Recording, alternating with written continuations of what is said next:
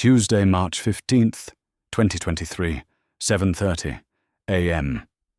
Manhattan, New York. The morning itself was unremarkable. No storm, no omen, no sudden silence before something extraordinary. Sunlight filtered through the kitchen window of the Sterling apartment, casting soft rectangles of gold across the tiled floor. Outside, Manhattan moved as it always did.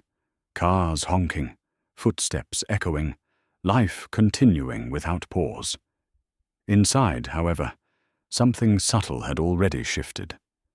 Isabella Sterling stood at the kitchen counter, cracking eggs into a bowl with the automatic precision of someone who had performed the same ritual thousands of times before.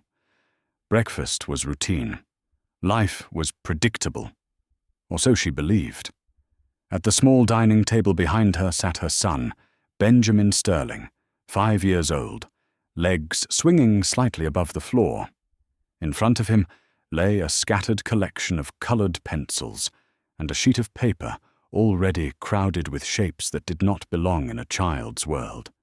Isabella noticed it at first only in passing, the unusual stillness. Benjamin was normally talkative in the mornings, full of questions, half-finished sentences, and random observations about everything from cartoons to clouds. Today, he was silent, focused, too focused. She turned, wiping her hands on a dish towel, and stepped closer. The drawing stopped her mid-step. It was not a house, not a stick figure, not anything Isabella could categorize as imagination in the way she understood it. The page showed a violet sky, deep and saturated, pierced by 3 suns positioned at different angles. Beneath them rose towering structures made of sharp, crystalline geometry, buildings that curved and twisted in ways gravity should not allow. The ground appeared fractured, glowing faintly beneath translucent surfaces, and scattered among the structures were tall, elegant figures with elongated forms, nothing like humans, yet drawn with unsettling confidence. Isabella felt a chill trace its way down her spine. She knelt beside her son, careful to keep her voice calm. "Benjamin, sweetheart," she said gently, "what are you drawing?" The boy did not look up right away. His blue eyes followed the path of his pencil as he added a final line to one of the towering shapes. Only then did he turn toward her. What Isabella saw in his face made her breath catch. There was no excitement, no playful pride, only certainty. "This is where I used to live, Mom," Benjamin said. His voice was soft, steady, entirely unchildlike. Isabella forced a smile. "Used to live? Is it from a story?" Benjamin shook his head slowly. "No, it's real. It's called Kepler 452b. The name struck her like a physical blow. She laughed nervously, the sound thin and fragile. "That's a funny name. Where is it?" Benjamin lifted his small finger and pointed upward, not toward the ceiling, but toward something far beyond it. "It's very far away," he said. "So far that light takes a long time to travel. My dad told me it's about 1,400 light-years from here." Isabella's smile froze. Behind her, the kitchen door opened as Michael Sterling stepped inside, unaware that in that exact moment, the boundaries of their reality had begun to crack. March 16th to 20th, 2023. Manhattan, New York. The words Benjamin spoke that morning did not fade with time. They lingered in the Sterling household like a low-frequency hum, barely audible, but impossible to ignore. At first, Isabella tried to explain it away. Children absorbed information like sponges. Perhaps he had overheard something, a documentary playing in the background, a passing remark from an adult. The human mind was remarkable, especially a child's. But by the second night, that explanation no longer held. Each evening, after the apartment lights dimmed and the city's noise softened into distant echoes, Benjamin began to speak again. Not prompted, not encouraged. The memories emerged on their own, calm and deliberate, as though he were simply continuing a conversation paused long ago. "Gravity was lighter there," he said one night as Isabella tucked him into bed. "Not like here. You could jump higher. Running felt different, like the ground didn't want to hold you." Isabella sat on the edge of the bed, heart pounding. "Where is there, honey?" Benjamin looked at her patiently, as though the answer were obvious. "On Kepler, in Crystal City." That name again. Another night, he spoke of the air. "We couldn't breathe outside," he explained matter-of-factly. "The atmosphere was toxic. That's why we lived under domes, big ones, transparent. You could still see the sky." "What was in the air?" Michael asked once, trying to keep his tone light. Benjamin frowned slightly, searching for the right words. "Carbon dioxide, sulfur gases. That's why plants had to be different." Michael and Isabella exchanged glances. These were not words a 5-year-old should use so precisely. Then came the technology. "There were no cars with wheels," Benjamin said, while coloring one afternoon. "They hovered. Magnetic fields. My father worked on systems that kept the domes safe. Life support systems." Isabella began writing everything down. She filled pages with dates, phrases, drawings. She noted how consistent the details were, how Benjamin never contradicted himself, how his stories didn't grow more fantastical with repetition. They became more structured, more refined. "What did you eat there?" she asked one evening, hoping for something simple, something childlike. Benjamin smiled faintly. "Nutrition tablets, but they could taste like anything. I liked the Alara ones best. Blue fruit. Sweet. It made your tongue tingle." Michael finally spoke the thought they had both been avoiding. "This isn't pretend," he said quietly one night after Benjamin had fallen asleep. "He's not playing." Isabella nodded, tears pooling in her eyes. "I know. I can see it. He misses it. Whatever it was, he misses it." She watched her son sleep, his small chest rising and falling steadily, and wondered how a child so young could carry such weight. There was longing in his gaze when he spoke of Kepler, a homesickness that did not belong to this world. And beneath it all lay the most unsettling question of all. If Benjamin had never learned these things here, then where had he learned them? April 3rd, 2023, 2:15 p.m. Boston, Massachusetts. The planetarium was supposed to be harmless, a simple school trip, a darkened room, glowing stars, children whispering in excitement as the artificial night sky curved overhead. For Isabella, it was meant to be reassurance, proof that Benjamin's fascination with space could be explained, normal curiosity, normal imagination. She had been wrong. Benjamin's kindergarten class sat cross-legged on the carpet, faces tilted upward as animated planets drifted across the dome. The presenter spoke calmly about stars, orbits, and distant worlds beyond the reach of human travel. Most of the children were restless. Some giggled, others fidgeted. Benjamin did neither. He sat perfectly still. When the projection shifted and the narrator mentioned Kepler 452b, something changed in him. Isabella saw it immediately. His posture stiffened, his eyes sharpened, no longer watching but recognizing. Then he stood up. At first, the teachers assumed he needed the bathroom. One of them began to rise from her seat, but Benjamin raised his hand. "Excuse me," he said, his small voice cutting through the darkness. The room quieted, surprised by the interruption. The astrophysicist paused mid-sentence, smiling indulgently. "Yes, young man." Benjamin pointed toward the glowing image above them.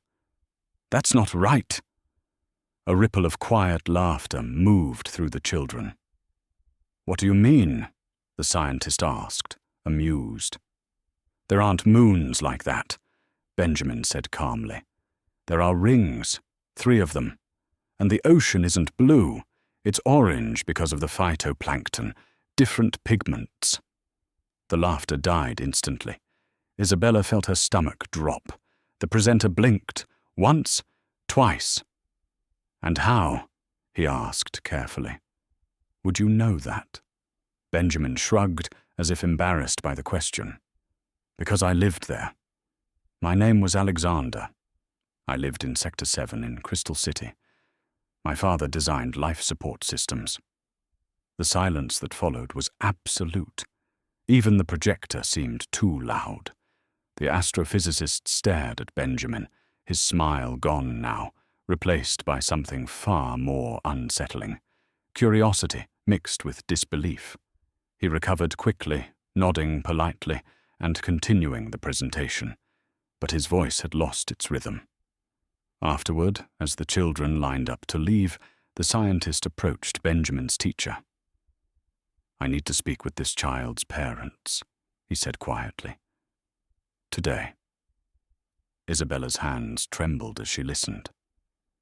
That evening, seated in a cluttered office filled with star charts and research papers, Isabella and Michael recounted everything. The drawings, the vocabulary, the memories, the consistency. The scientist listened without interruption. When they finished, he leaned back slowly.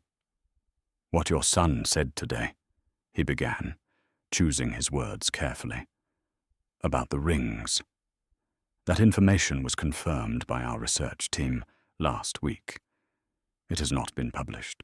It is not available to the public. Only a small group of researchers knows it. Isabella's breath caught. That means, he continued, your son could not have learned this from any known source. Michael swallowed hard. So what does that mean? The scientist folded his hands.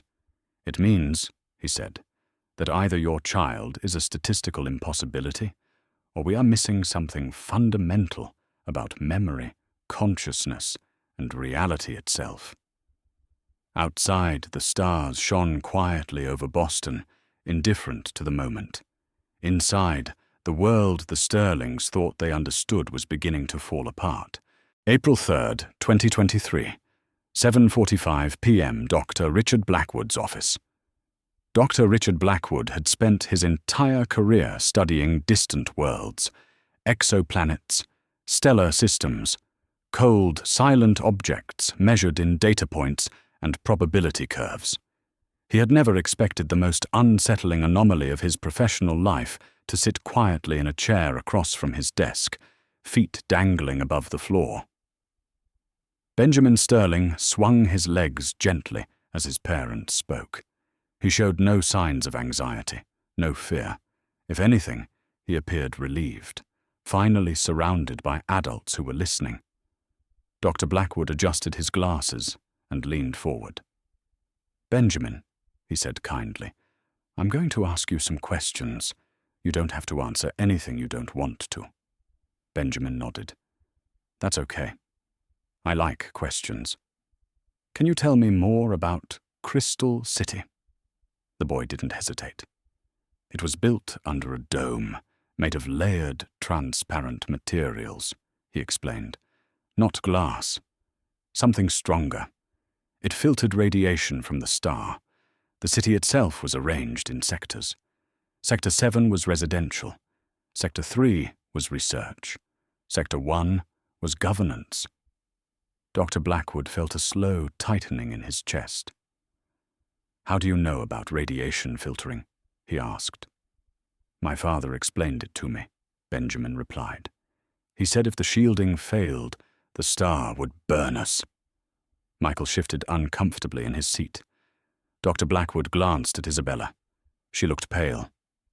Benjamin, he continued carefully, how old were you on Kepler? The boy thought for a moment. 9. And how old are you now? 5. Dr. Blackwood paused. Do you understand the difference between those 2 ages? Yes, Benjamin said. Time moves differently there. A year on Kepler is longer. How much longer? 385 Earth days. The scientist's pen slipped from his fingers and clattered onto the desk. No child could calculate orbital periods. Dr. Blackwood excused himself briefly and stepped into the hallway. He leaned against the wall, breathing slowly. In decades of research, he had encountered anomalies, statistical outliers, unexplained signals, data that refused to conform. But never this. When he returned, his voice was steady, but his eyes betrayed him. "I would like to continue meeting with Benjamin," he said. "Regularly. With your permission. I want to document everything." Isabella nodded, tears welling. "We just want to understand what's happening to our son." "I also want to involve other specialists," Dr. Blackwood added. "A child psychologist, a neurologist, and possibly, though I say this cautiously, a researcher who studies reincarnation." Michael stiffened. "Reincarnation?" Dr. Blackwood raised a hand. "I know how it sounds. I am not claiming anything yet. But there are documented cases, children remembering past lives with verifiable details. This would be unprecedented.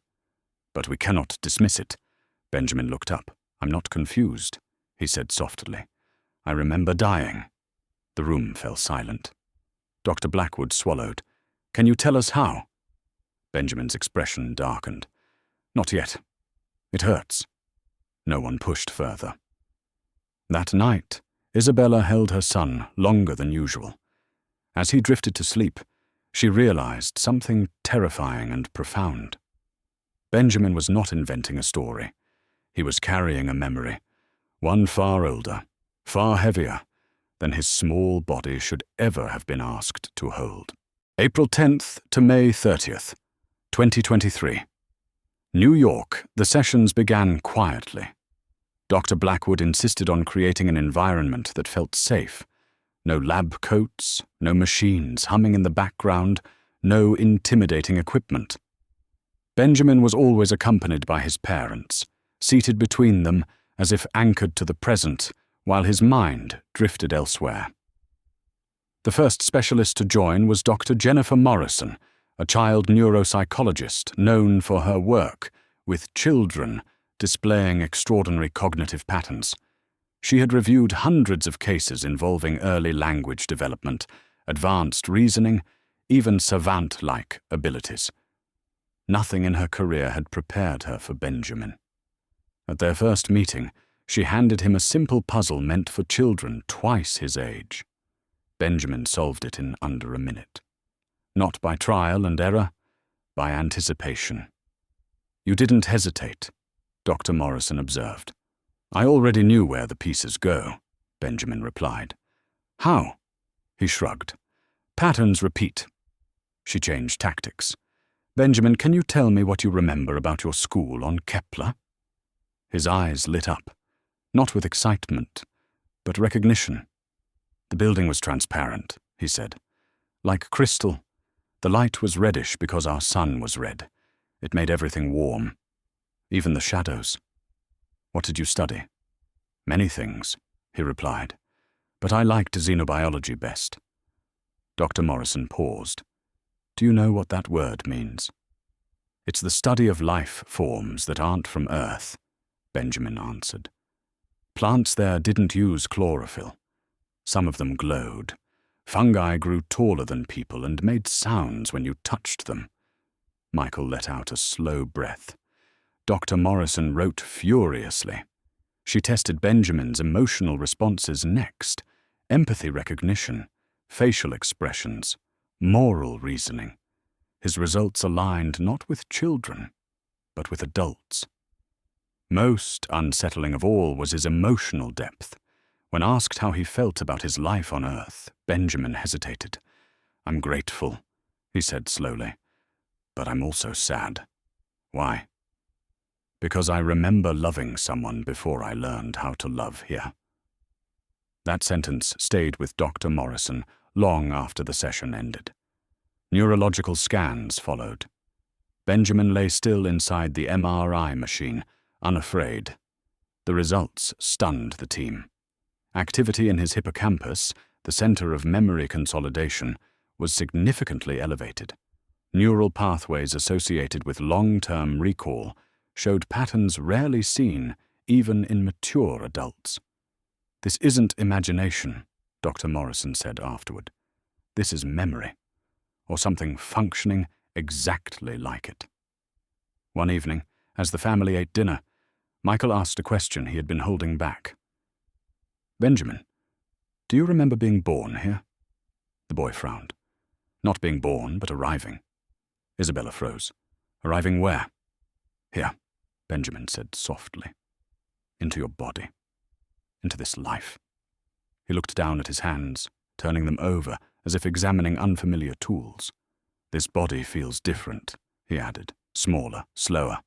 But it's good. It's safe." Silence filled the room. That night, Isabella lay awake, staring at the ceiling, listening to the distant hum of the city. She no longer asked whether Benjamin's memories were real. The question had changed. If he truly remembered another life, then what had happened at the end of it? June 2023, New York. As Benjamin's sessions continued, the circle around him expanded. Dr. Blackwood invited Professor Marcus Whitfield, a theoretical physicist whose work focused on advanced energy systems and speculative propulsion technologies. Whitfield was known for his skepticism. He did not entertain metaphysical explanations lightly. He arrived expecting a clever child. He left shaken. During their first meeting, Whitfield sat across from Benjamin with a tablet in hand. "I'm going to ask you about the technology you remember," he said. "Just answer as best you can." Benjamin nodded. "How did your city generate energy?" The boy tilted his head, thinking. "We used fusion." Whitfield raised an eyebrow. "Can you be more specific?" "Yes," Benjamin replied. "Helium-3 fusion. My father said it was cleaner. They used magnetic confinement to hold the plasma." Whitfield felt a tightening in his chest. "Helium-3 fusion is theoretical on Earth," he said carefully. "It's not operational." Benjamin looked surprised. "Why not? It's stable if the magnetic field is strong enough." "Do you know how strong?" Whitfield asked. Benjamin paused. "Very strong. The field had to fold inward like a torus. The plasma glowed. It was beautiful, like holding a star without being burned. No diagrams, no prompting. Perfect conceptual accuracy." Whitfield asked about transportation. "Magnetogravitic systems," Benjamin said. "They cancelled mass, not gravity. Wheels wouldn't work well with lower gravity anyway." "And communication?" "Light-based and quantum-linked systems for emergencies." Whitfield leaned back, pale. "Quantum communication?" "Yes. Entanglement. It didn't work over long distances yet, but it was improving." After the session, Whitfield stood alone in the hallway for several minutes.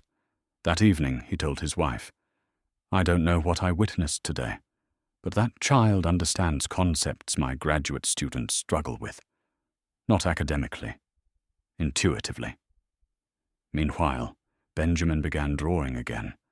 Not landscapes this time, but diagrams, circular structures, layered domes, intersecting magnetic fields. Dr. Blackwood compared one drawing to a classified schematic from an unpublished paper. They were nearly identical. "This defies probability," Blackwood whispered. At home, the weight of it all began to settle on Benjamin. One night, Isabella found him sitting on his bed, clutching a drawing. "I miss my father," he said quietly. Michael sat beside him. "You have me now." Benjamin nodded. "I know.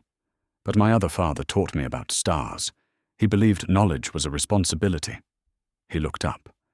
"What if I forget?" Isabella's heart broke. "Forget what?" "Kepler. Crystal City. My sister.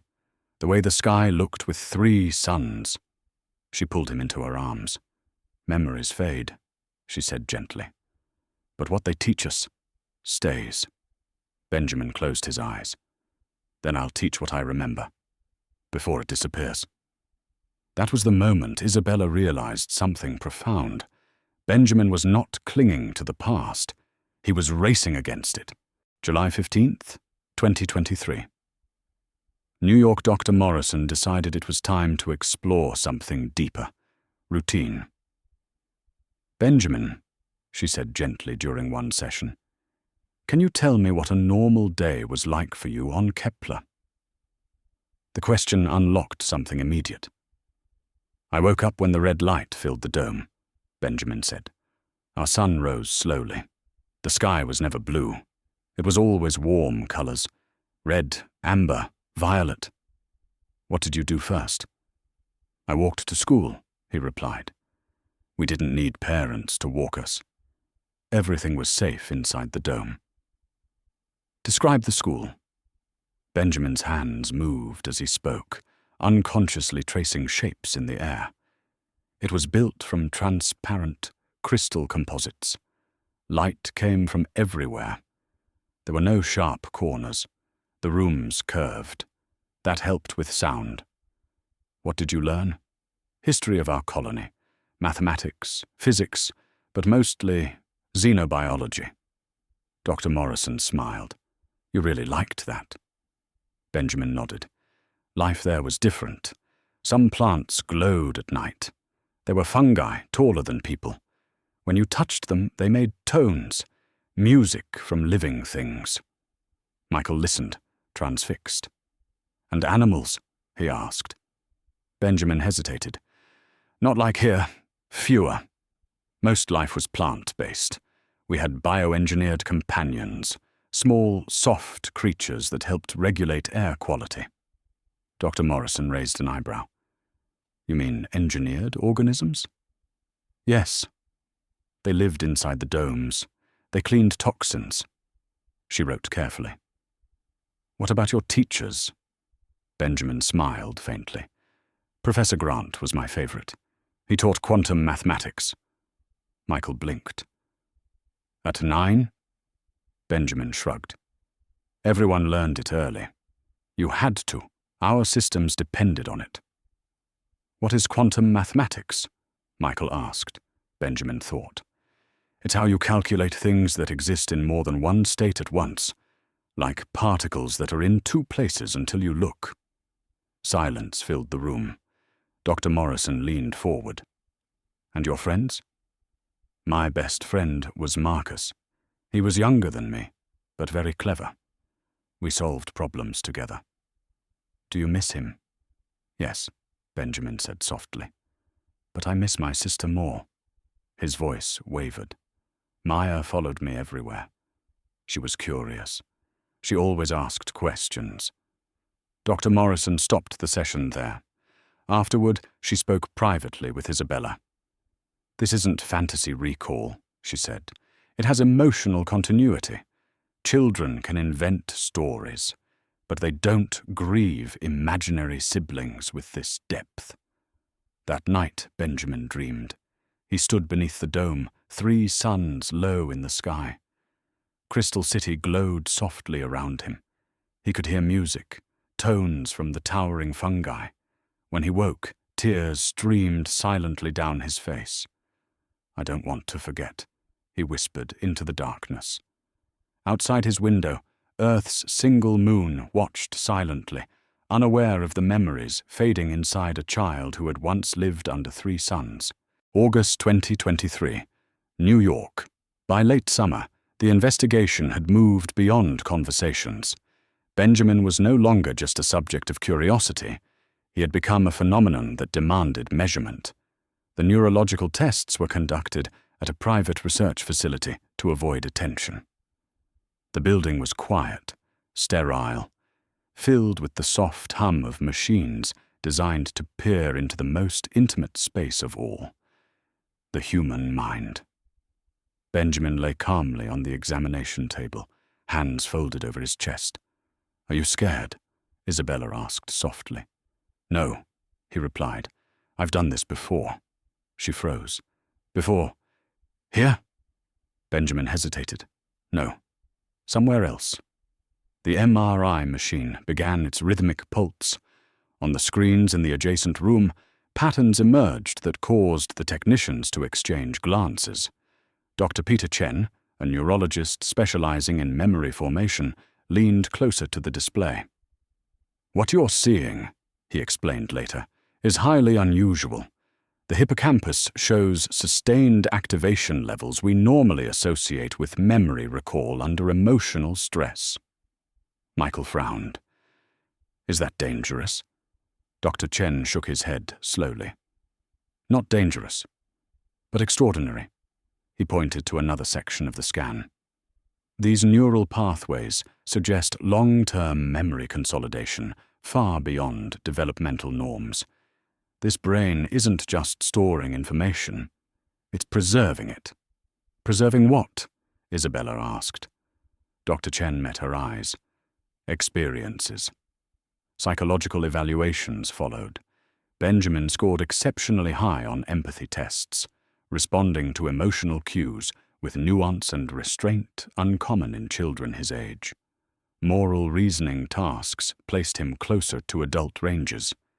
But it was the memory tests that unsettled the team most.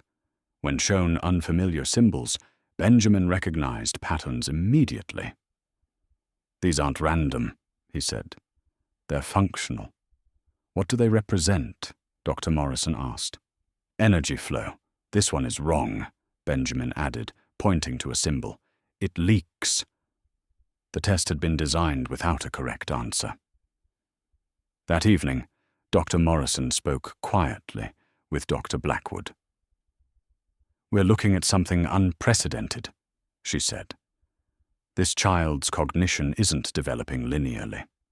It's layered. Layered how? As if earlier structures already exist and this brain is building on top of them. Blackwood nodded slowly, like installing new software on old hardware, or recovering data from a previous system. At home, Benjamin began asking questions of his own. What happens to memories when people die? He asked one night. Isabella chose her words carefully. Some people believe they disappear. Others believe they change. Benjamin stared at the ceiling. On Kepler, we believed consciousness continued, that it wasn't tied to the body. Do you still believe that? Michael asked. Benjamin turned to him. I don't believe it. I know it. There was no arrogance in his tone, only quiet certainty. Later that night, Isabella found Benjamin asleep with a notebook open beside him. On the page were sketches, domes, rings, magnetic fields, and a single sentence written carefully in uneven handwriting. If memory survives death, then love must survive too. Isabella closed the notebook gently. For the first time, she understood that Benjamin wasn't just remembering another life. He was trying to understand why. September 22nd, 2023, 4 p.m. New York. For weeks, Dr. Morrison had avoided one subject, not because it lacked importance, but because of what it might awaken. Memory, she knew, was not just information.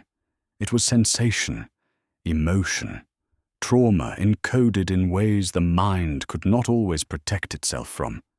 But the questions were closing in. Benjamin, she said gently during a late afternoon session, do you remember what happened at the end? The room went very still. Benjamin did not answer immediately. His gaze drifted somewhere far beyond the walls, beyond the city, beyond Earth itself. Yes, he said at last.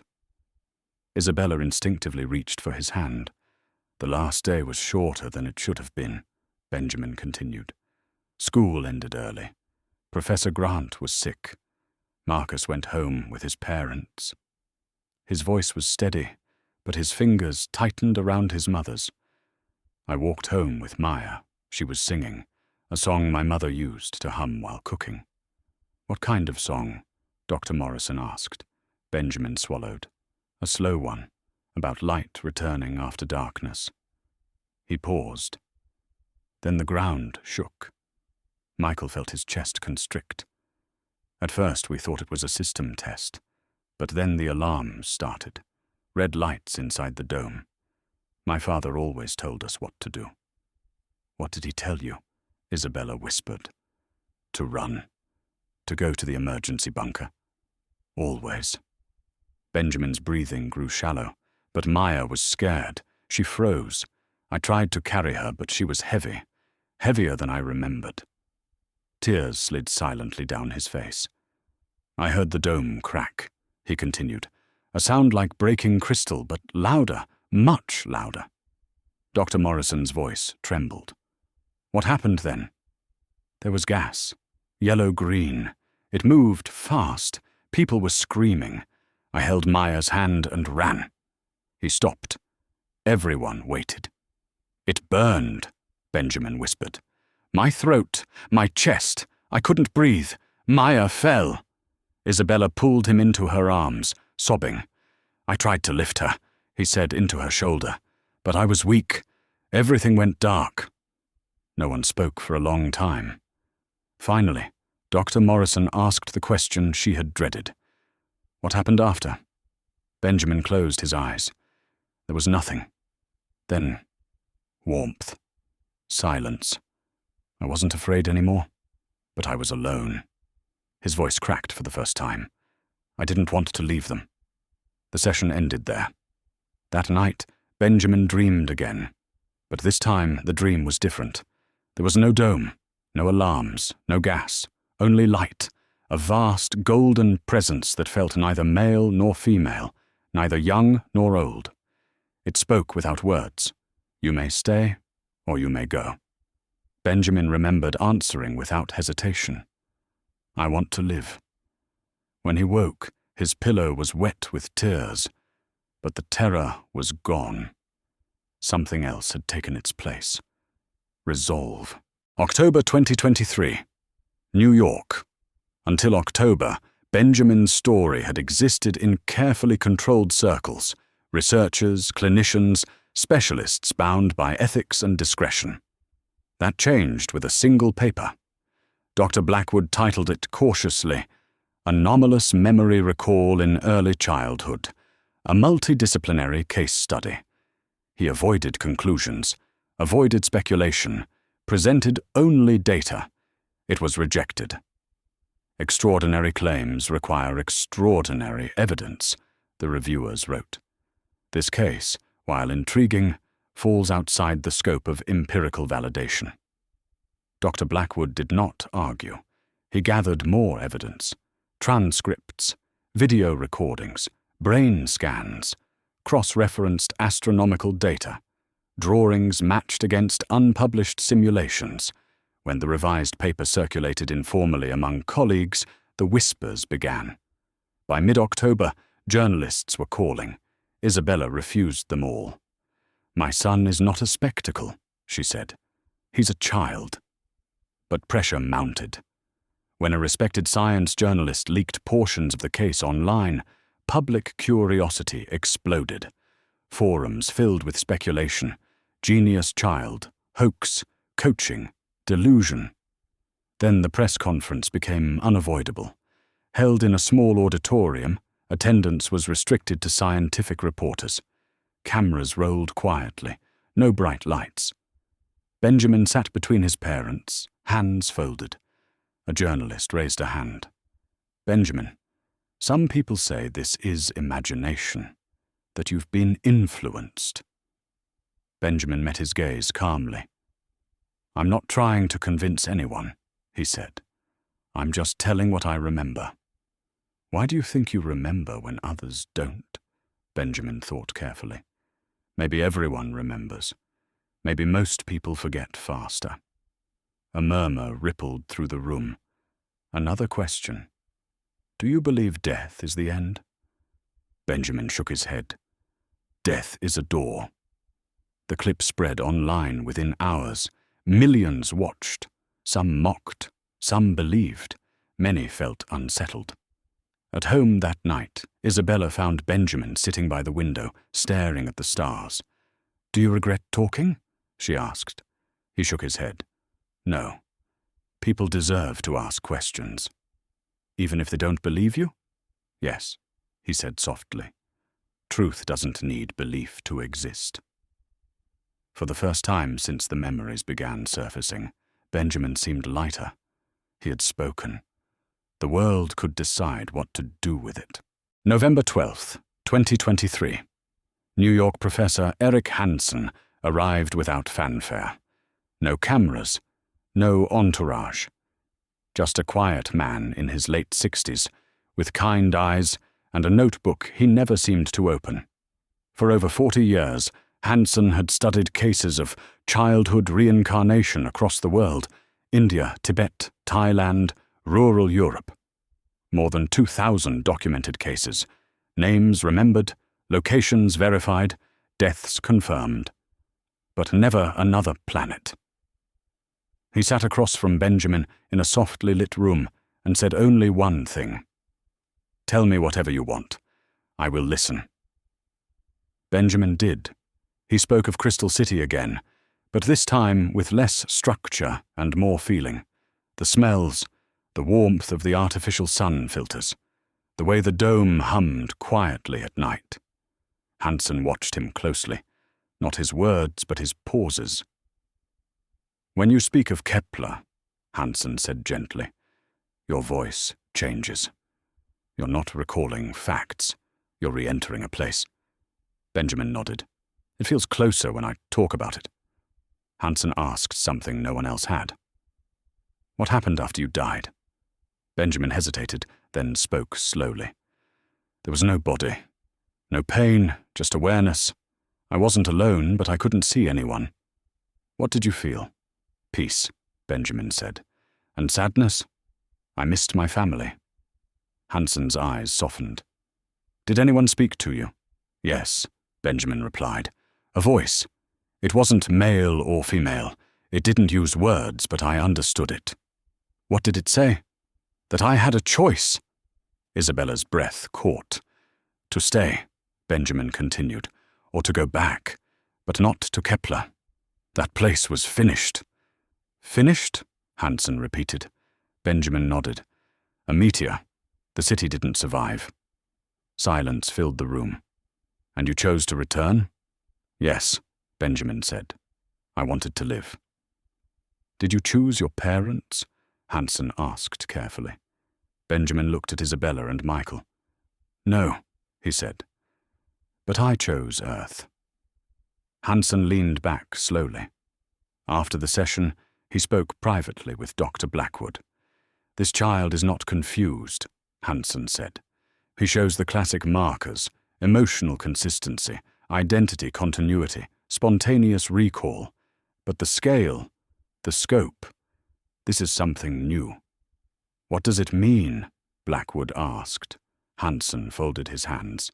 "It means consciousness may not be bound to a planet any more than it's bound to a body." That night, Benjamin dreamed again. This time the light spoke softly. "Remember what matters. Forget what hurts." When he woke, the memories felt slightly dimmer. But the love remained. November 20th, 2023. New York professor Hansen suggested a final step, one he approached with caution. "Hypnotic regression," he said. "Not to create memories, but to observe what already exists." The room was prepared carefully. No theatrics, no dim incense or dramatic music. Just a reclining chair, soft lighting, and silence. Benjamin lay back without fear. "I've been here before," he said quietly. Hansen nodded. "Then you know this is only remembering." As Benjamin's breathing slowed, his posture changed, subtly at first, then unmistakably. When he spoke again, his voice was deeper. "I'm Alexander." The name sent a tremor through the room. "How old are you?" Hansen asked. 9, the voice replied. "I have my final assessment today." "What kind of assessment?" "Quantum systems, multi-state modeling." Hansen glanced at Dr. Blackwood, who sat frozen. "Who teaches you?" Hansen continued. "Professor Grant," Alexander said. "He says curiosity is the highest duty." "What about your family?" A smile softened the boy's face. "My father works too much, but he always explains the stars to me. My mother sings while she cooks. Maya listens to everything I say." Tears ran freely down Isabella's face. When the session ended, Benjamin opened his eyes slowly. "I feel tired," he said, "but lighter." Hansen exhaled. "That is what integration feels like." That night, Benjamin slept deeply, dreamlessly. For the first time, the memories did not chase him. December 2023. New York. Once Benjamin's case crossed the invisible line between academia and the public, the response was not gradual, it was explosive. It arrived without warning, without coordination, without mercy. Not as a single voice, but as thousands layered over one another, each carrying its own interpretation, fear, hope, or resistance. What had once been discussed behind closed doors in research offices and clinical rooms was now unfolding in the open, exposed to the full intensity of public attention. Scientific forums lit up overnight. Transcripts of Benjamin's interviews were dissected line by line. Neuroscientists argued over hippocampal overactivation and memory consolidation anomalies. Physicists debated probability thresholds, coincidence clustering, and whether statistical outliers could ever justify paradigm shifts. Philosophers entered the conversation with questions science had deliberately avoided for centuries, about identity, continuity, and the nature of consciousness itself. And then there were the ordinary people. They listened. Emails flooded Dr. Blackwood's inbox at a pace he could not keep up with. Some were carefully written, citing studies and demanding access to raw data. Others were fragmented, emotional, typed late at night by people who had never written to a scientist before. Letters began arriving at the Sterling home. Handwritten, shaking, personal. Some were skeptical, others were quietly grateful. One letter, written in uneven ink, stood out to Isabella more than the rest. "My daughter started talking about memories she shouldn't have, places she's never been, people we've never known. We thought she was broken. After hearing Benjamin, I realized maybe she isn't." Isabella read every single letter. Benjamin read none. "I don't want to carry other people's memories," he said quietly when she asked. "Mine are heavy enough." The media escalated their efforts.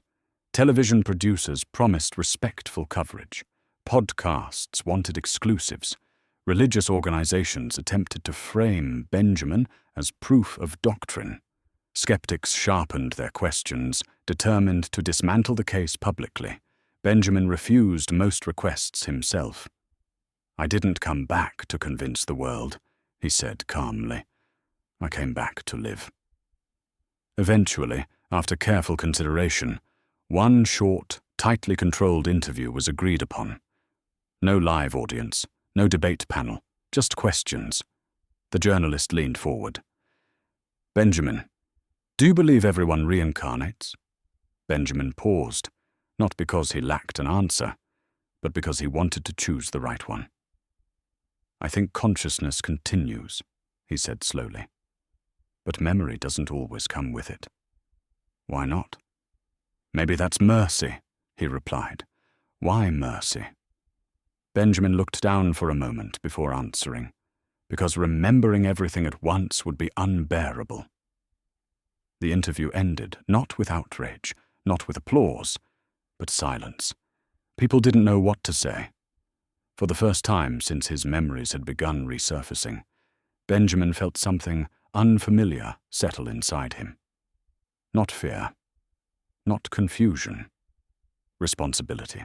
2024 to 2025.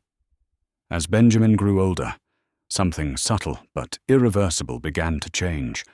The memories did not disappear. They did not collapse or break apart. Instead, they softened, like images exposed to light for too long. The sharp edges of Crystal City blurred. The crystalline towers no longer rose with architectural precision.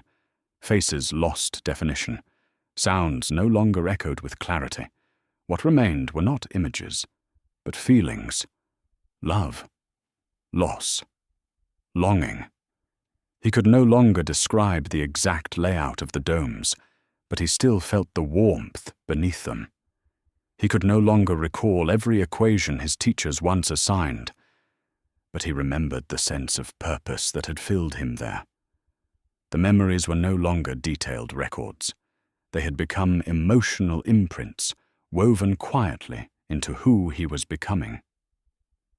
At school, Benjamin thrived academically. Numbers made sense to him in ways they didn't to other children. Concepts that required repetition for his classmates arrived in his mind fully formed. Teachers praised his focus, his calm reasoning, his ability to explain complex ideas with simplicity. Socially, however, he drifted.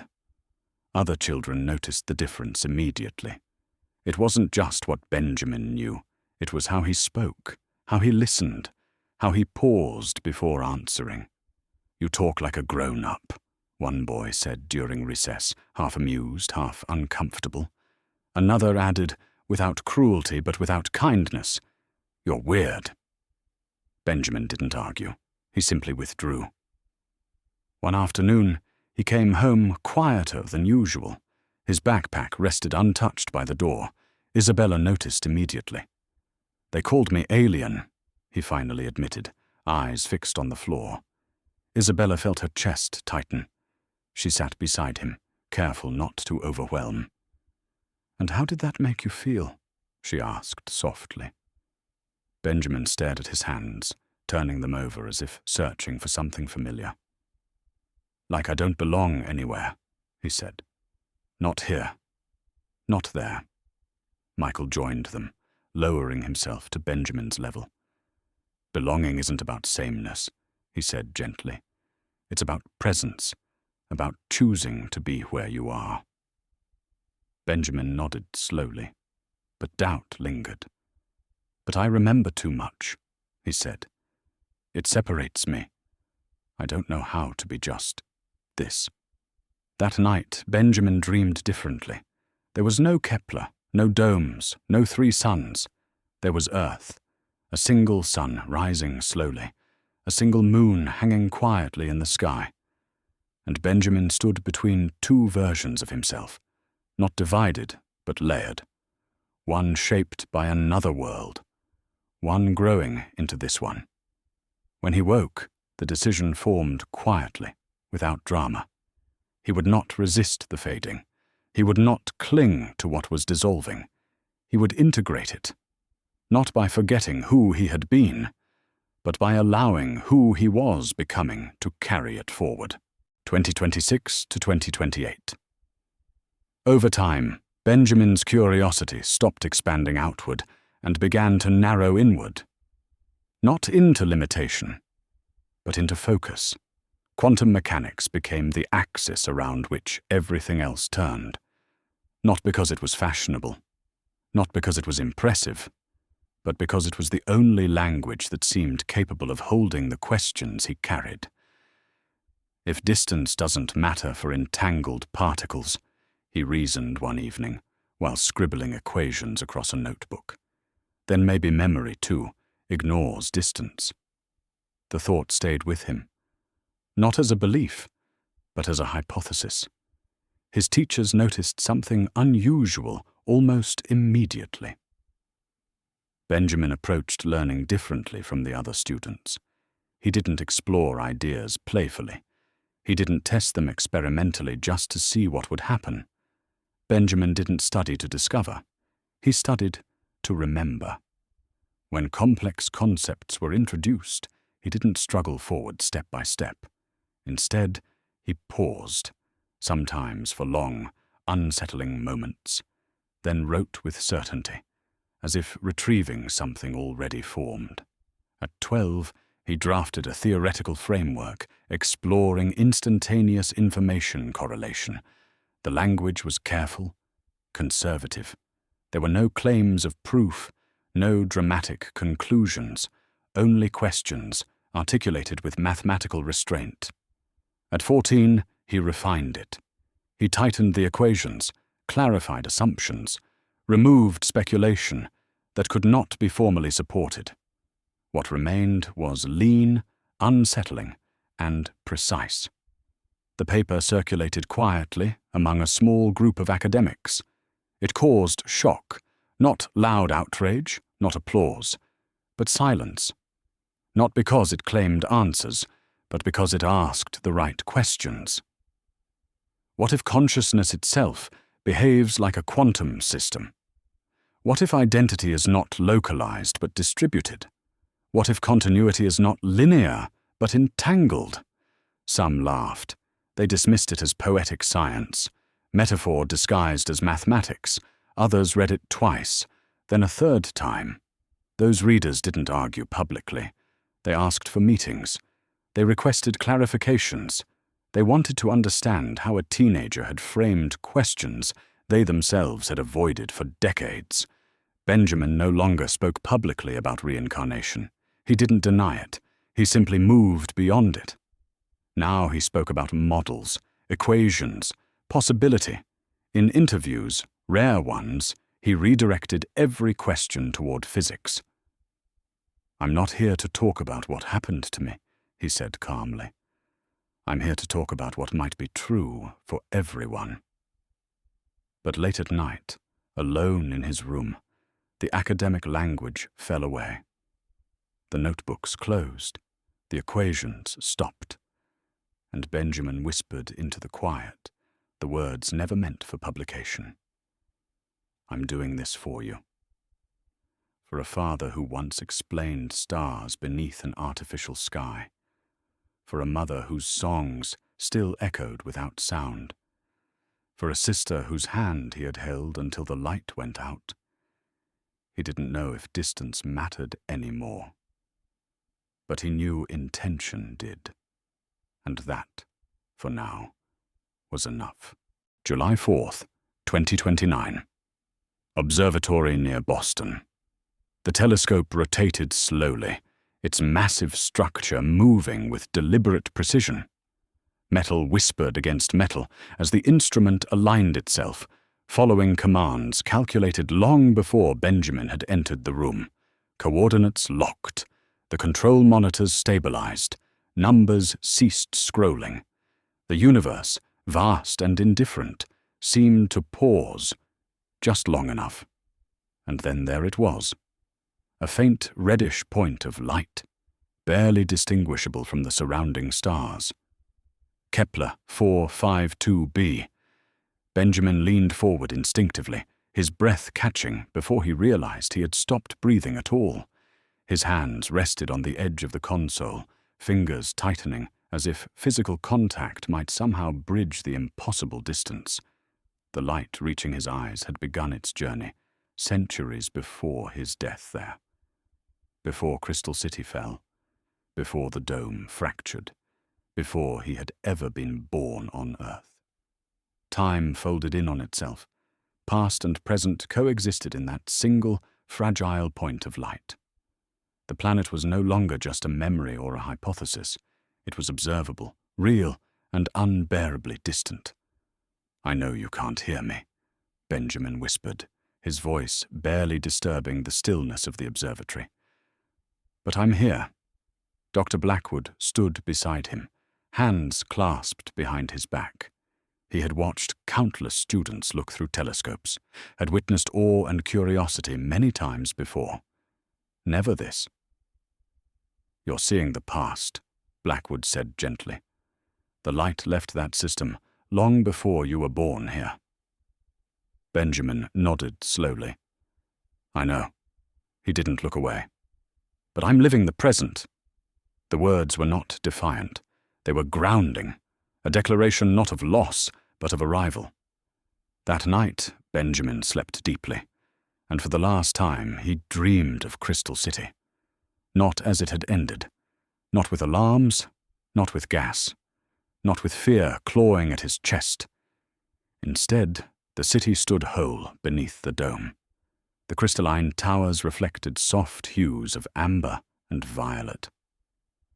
3 suns moved together toward the horizon, their light overlapping, blending into something warm and complete. He was not running. He was not alone. A presence surrounded him.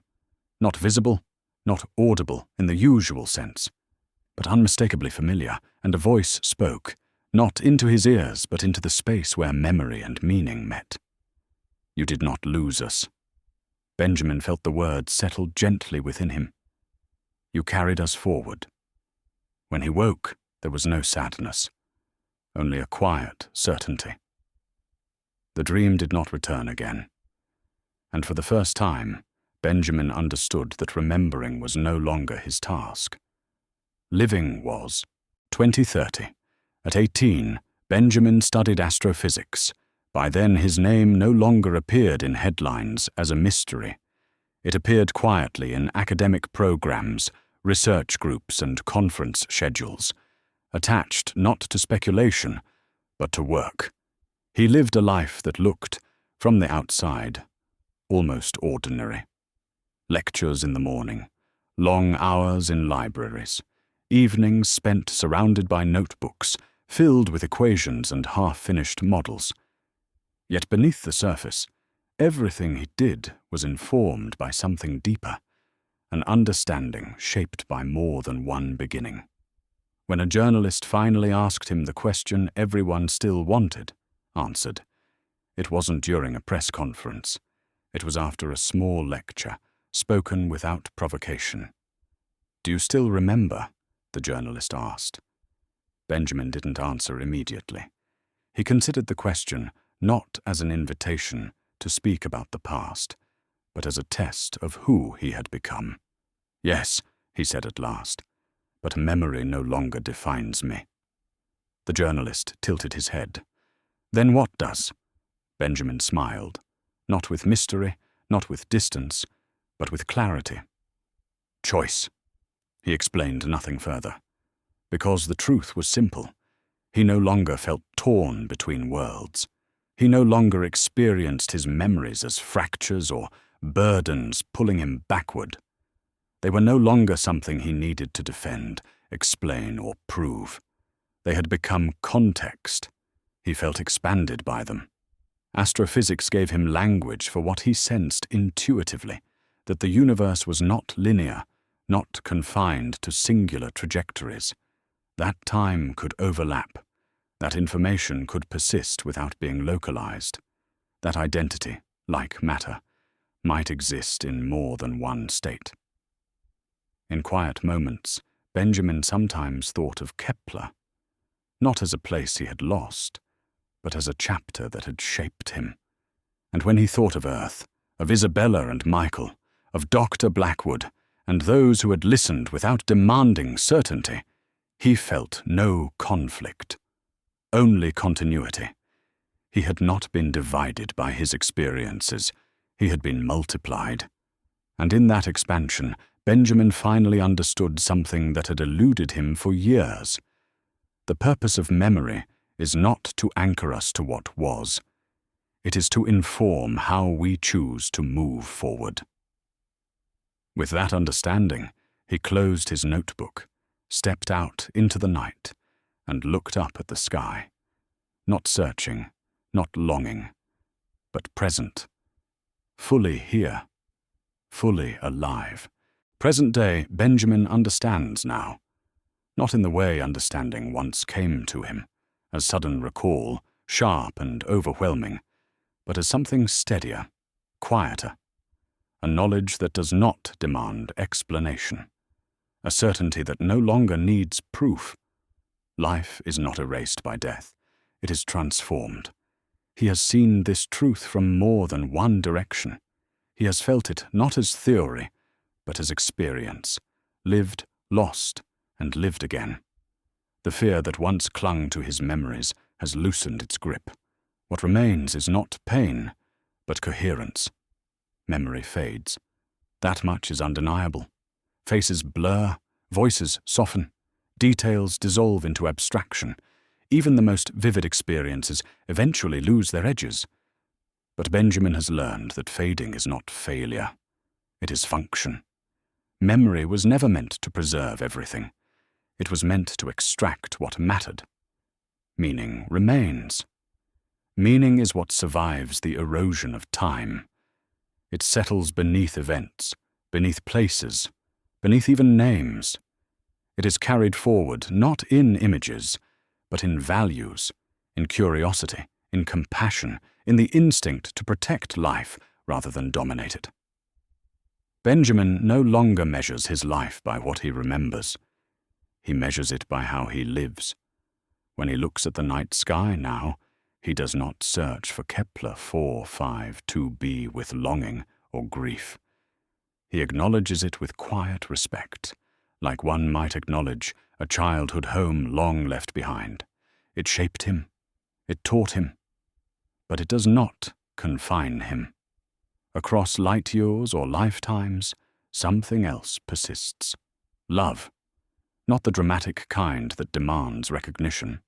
Not the kind that anchors itself to a single form or place, but the quiet, enduring force that survives transition.